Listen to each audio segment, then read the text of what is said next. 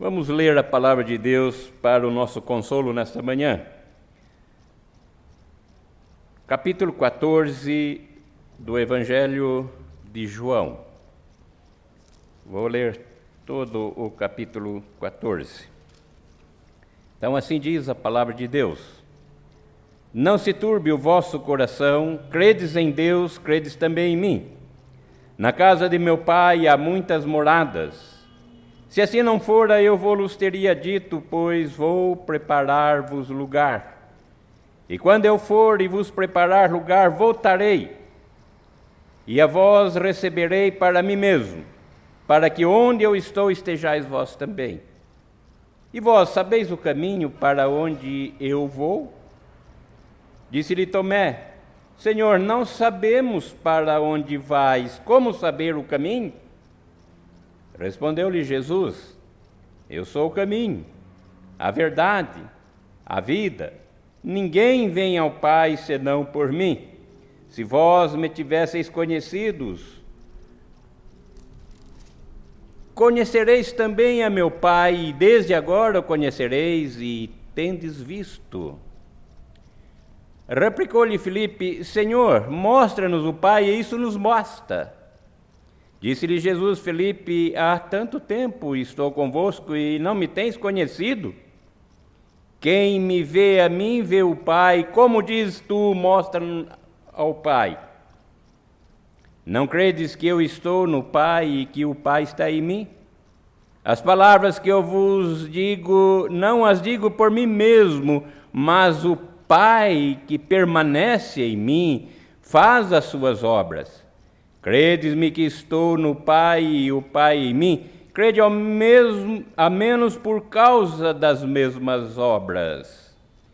Em verdade vos digo que aquele que crê em mim fará também as obras que eu faço, e outras maiores fará, porque eu vou para junto do Pai. E tudo quanto pedirdes em meu nome, isso farei, a fim de que o Pai seja glorificado no Filho. Se me pedirdes alguma coisa em meu nome, eu o farei. Se me amais, guardareis os meus mandamentos.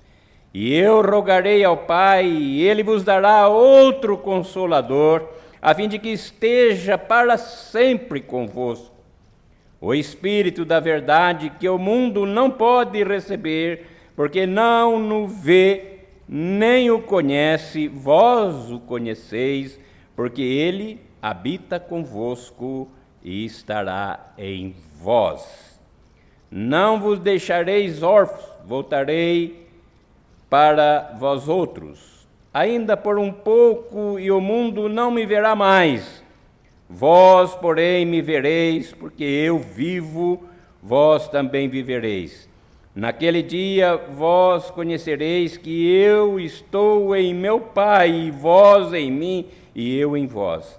Aquele que tem os meus mandamentos e os guarda, esse é o que me ama, e aquele que me ama será amado por meu Pai. E eu também o amarei e me manifestarei a ele. Disse-lhe Judas, não Iscariotes: de onde procede, Senhor, que estás para manifestar-te a nós e não ao mundo?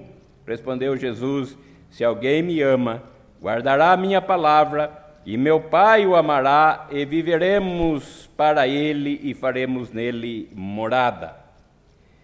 Quem não me ama não guarda as minhas palavras, e a palavra que estais ouvindo não é minha, mas do Pai que vos enviou. Isto vos tenho dito, estando ainda convosco. Mas o Consolador, o Espírito Santo, a quem o Pai enviará em meu nome, esse vos ensinará todas as coisas e vos fará também tudo o que vos tenho dito. Deixo-vos a paz. A minha paz vos dou. Não vou lá dou como dá o mundo. Não se turbe o vosso coração, nem se atemorize. Ouviste que eu vos disse? Vou e volto para junto de vós. Se me amasseis, alegrar-vos, eis de que eu vá para o Pai, pois o Pai é maior do que eu. Disse-vos agora, antes que aconteça, para que quando acontecer vos creiais, que aí vem o príncipe do mundo e ele nada tem em mim. Contudo, assim procedo, para que o mundo saiba que eu amo o Pai e que faço como o Pai me ordenou. Levantai-vos e vamos-nos daqui. Pai, acabamos de ler essa porção belíssima da Tua Palavra, pedimos a orientação, a bênção do Espírito Santo nesta manhã. Fala ao nosso coração em nome de Jesus. Amém. Meus queridos, certamente vocês já ouviram um dito popular, que todos os caminhos ou todas as religiões levam a Deus, levam aos céus. Isso surgiu do papismo, que todos os caminhos levam a Roma.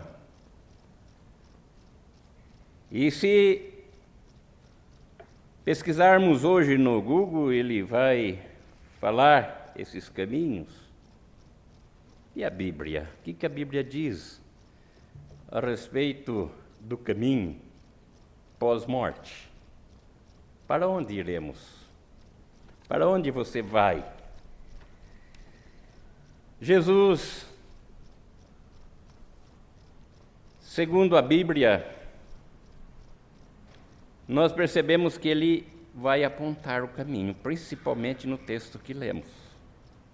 E segundo a Bíblia, a coisa que mais perturba o coração humano é o medo da morte. E é o medo do que vem pós-morte. É o medo do juízo. O cenário aqui é sombrio. Observem que Jesus está no cenáculo com os seus discípulos. Há um clima de tristeza e consternação, e os discípulos estão confusos, perturbados, com a iminente separação de Jesus. O Mestre maravilhoso, conselheiro, o Emanuel, o Deus conosco, Deus presente, dirige-se para a cruz a fim de enfrentar o maior dos sofrimentos e a morte.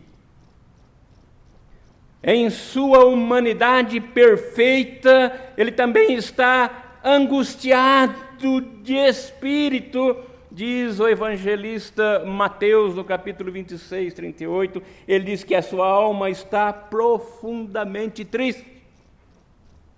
O médico da alma será ferido, mas Jesus é o Deus, Jesus é a fonte de toda a consolação, e é nesse momento que ele passa a confortar, a consolar, a exortar, a instruir, a orar pelos seus amados.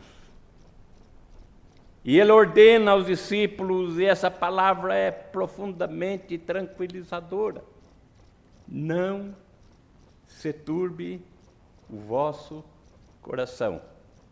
Versículo 1. Não se turbe o vosso coração. Vejamos em primeiro lugar essa orientação dada por Jesus aos seus discípulos. E ele diz: parem de ficar perturbados. Parem de ficar tristes, amedrontados. Interessante que o mundo, e eu tenho observado o povo brasileiro, o que está acontecendo pós-Covid, encontramos pessoas assustadas, amedrontadas por todos os lados. Ainda hoje no trem observei pessoas preocupadas com a lavagem das mãos com álcool, com gel, a preocupação do uso das máscaras, o medo da morte, o medo da doença. Tivemos governantes, presidentes, que em vez de acalmar o povo, trouxeram uma intranquilidade para a vida da nação, infelizmente. E a igreja ficou limitada na sua ação de trazer o consolo, o conforto da parte de Deus à nação brasileira. O clima político foi terrível nesse sentido de consolar a nação. Mas nós olhamos aqui para a palavra de Deus, os discípulos estão numa situação de tristeza. E o médico dos médicos levanta a sua voz e diz: olha, não se turbe o vosso coração. Jesus quer dar uma palavra de consolo àqueles discípulos. Os discípulos estavam perturbados, mas Jesus dá uma ordem: não se turbe o vosso coração. Em outras palavras, Jesus diz: parem de ficar perturbados, parem de ficar entristecidos. É Jesus quem faz o diagnóstico, foi Ele quem diagnosticou a alma dos seus discípulos. Ele leu o que estava escrito nas suas mentes, nos seus corações, e somente Ele sente, somente Ele conhece o que se passa em nossa alma, em nosso coração. Os discípulos estavam muito aflitos com todas as coisas que estavam acontecendo. Porém, a perturbação dos discípulos tinha algumas causas. Eles estavam envergonhados, primeiramente, pela lição que Jesus, no capítulo 13 de João, quando coloca aquela bacia e lava os pés dos discípulos, eles estavam perturbados com isso. Porque o mestre, o professor, coloca água numa bacia e lava os pés dos seus discípulos. Eles estavam com isso na mente, eles estavam perturbados com isso. Eles estavam envergonhados pela lição que Jesus lhe dera. Eles estavam desapontados, porque eles estavam pensando também politicamente que Jesus era o Messias político que implantaria um reino secular em Israel. Eles estavam tristes porque Jesus os deixaria, porque Pedro o negara, e angustiados, porque um dos 12 seria o traidor. Eles se sentiam abandonados, desamparados. Jesus então lhe dá uma ordem: parem de sentir-se perturbados. Não se perturbem a ponto de ficarem confusos, agitados. E a palavra Jesus, no texto original, trata-se de um imperativo na língua grega, palavra que é sossegar o coração. Não é uma opção que Jesus está colocando, mas é uma determinação de Jesus: fiquem calmos, tranquilos. E em segundo lugar, irmãos, além da ordem, Jesus apresenta alguns remédios para aqueles discípulos e para nós. Jesus apresenta alguns remédios que servem para tranquilizar a alma, tranquilizar o coração, diz o verso 1b. Observem aqui a palavra creiam. Ele diz: credes em Deus, credes também em mim. A palavra credes é um imperativo verbal que significa: não fiquem perturbados. Continue crendo em mim. Não desistam de acreditar em Deus e em Jesus. Se vocês creem no Deus invisível, creiam também em mim. São as palavras aqui de Jesus. Interessante, há uma interpretação errônea do Salmo 23 que acabamos de ler. Quando diz lá: o Senhor é o meu pastor e nada me faltará. As pessoas pegam, no nada me faltará. Mas às vezes falta tudo. E aí, como é que fica o salmo?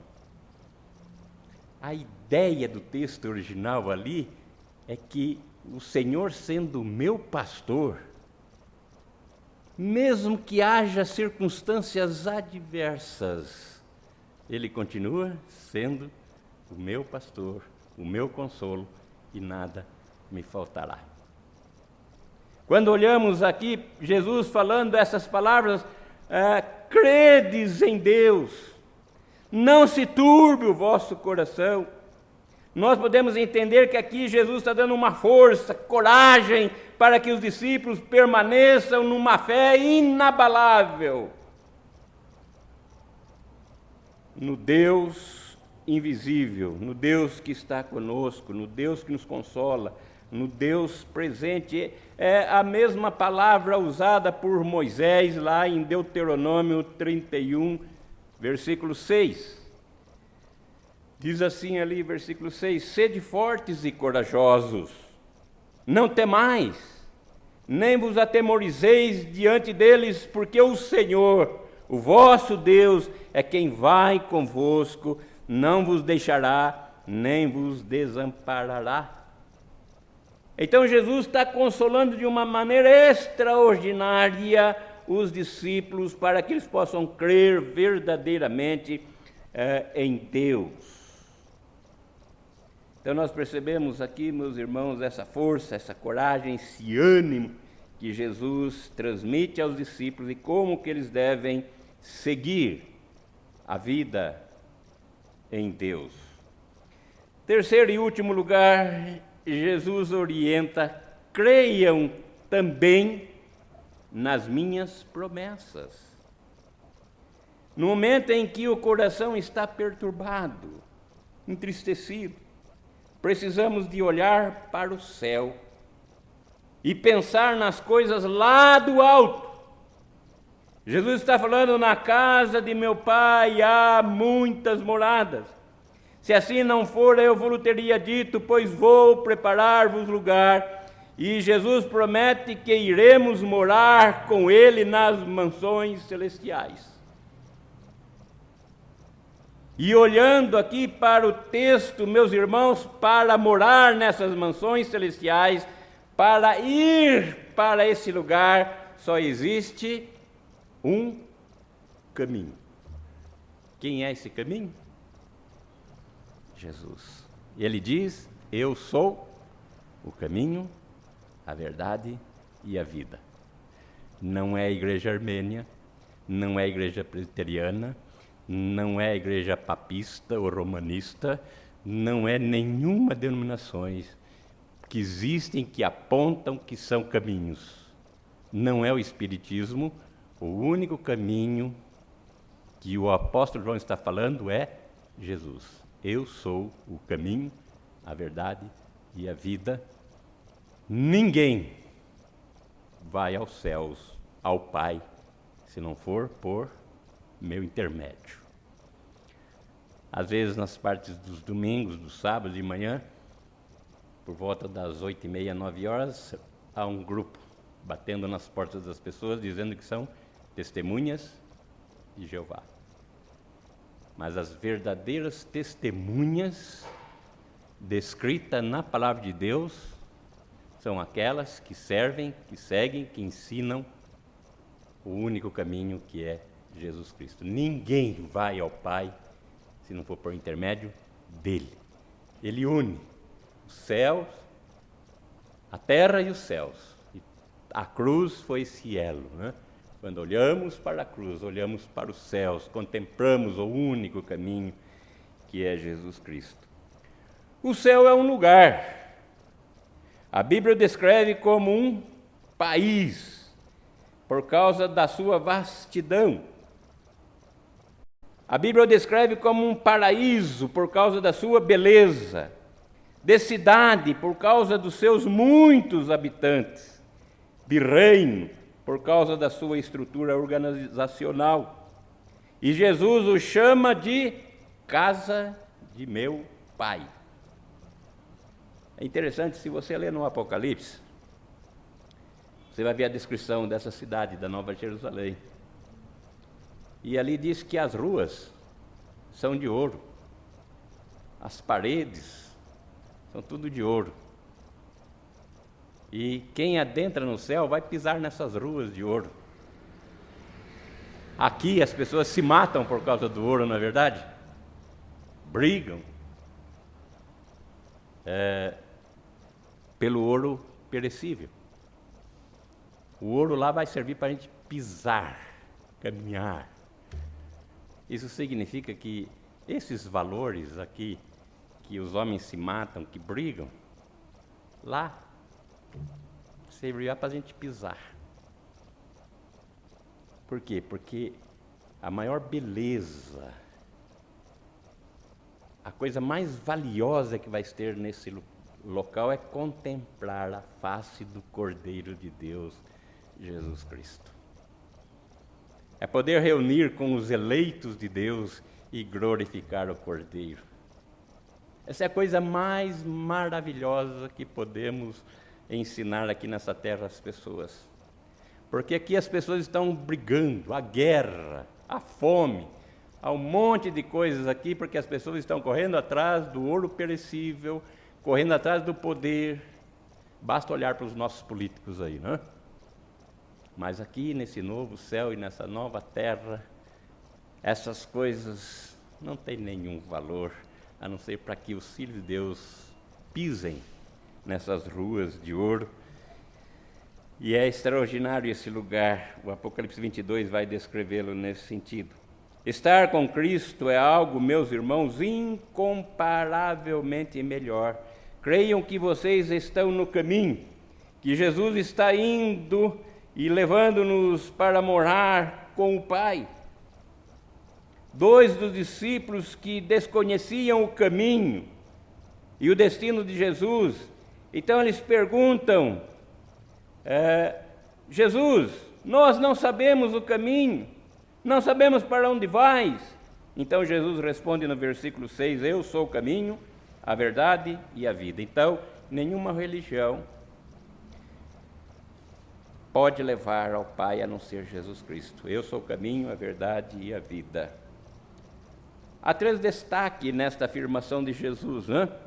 Primeiro, o caminho para Deus é pessoal. O pronome aqui, eu, indica que somos salvos por uma pessoa e não por uma instituição, ou por uma religião, ou por um código moral. É Jesus, Jesus é o caminho, e este foi o primeiro nome dado aos discípulos, aos seus seguidores. Siga-me, eu sou o caminho, a verdade, a vida. Sem o caminho não há como ir, sem a verdade não há saber, sem a vida não há viver. Eu sou o caminho que vocês devem seguir, a verdade que vocês devem crer, a vida pela qual vocês devem esperar. Eu sou o caminho inviolável, a verdade infalível e a vida sem fim. Observe que o caminho para Deus, então, é exclusivo. O artigo definido masculino, o, revela que Jesus é o caminho e não um dos caminhos. O conceito religioso que todas as religiões levam a Deus é mentira, é falso. Ninguém chega a Deus se não for por intermédio de Jesus Cristo. Paulo vai dizer lá em 1 Timóteo, capítulo 2, versos 5 e 6, ele diz que o caminho para Deus é só Jesus. No texto de João 14, predomina a ideia de que Jesus é o caminho. A sua melhor tradução seria assim: eu sou o caminho, porque eu sou a verdade, porque eu sou a vida. Jesus. Jesus é a verdade que revela o Pai, que liberta o homem, que santifica o crente. Ele é a verdade em oposição à mentira. Jesus é a vida, é o Zoé, porque nele está a vida, e ele tem a vida em si mesmo, ele tem a luz e as palavras de vida. Ele veio ao nosso encontro para nos dar vida e vida eterna. Ele é a vida em oposição à morte. Jesus é o princípio, o meio e o fim. É isso que o apóstolo Paulo apresenta em Atenas. Houve a abertura das Olimpíadas agora na sexta-feira, né? Alguns dos irmãos puderam acompanhar. E é interessante como o povo grego se vangloria nessas questões. E eu, pensando, vendo a abertura, vendo o apóstolo Paulo em Atenas, e ali no capítulo 17 de Atos, para concluir, nós observamos, diz ali o texto, que Paulo está passeando pelas ruas de Atenas. E quando ele vai num debate com os epicureus ali, com os atenienses, Paulo, no seu discurso, ele diz àqueles atenienses que ele havia passado pelas ruas de Atenas e visto muitos altares. Muitos, porque eles eram muitos religiosos. Talvez Atenas é mais ou menos igual ao Brasil, porque no Brasil, em cada cidade, há uma padroeira. E em Atenas, em cada esquina, havia um altar. Os gregos eram idólatras nesse sentido também. E Paulo passa as ruas de Atenas, diz lá em Atos, mas no meio de todos aqueles altares, ele observa um que está escrito: ao Deus desconhecido. E Paulo diz: olha, ateniense, eu sei que vocês são muito religiosos, mas eu quero apresentar para vocês esse Deus desconhecido. E Paulo então faz um discurso extraordinário, que muitas pessoas se convertem, e ele apresenta aos atenienses Jesus Cristo, o caminho, a verdade e a vida. Em Jesus nós devemos iniciar a vida, em Jesus nós devemos prosseguir a vida, e em Jesus devemos terminar a vida com Ele nas mansões celestiais. E a Ele, Jesus Cristo, seja dado toda a honra, toda a glória, hoje e pelos séculos dos séculos. Amém?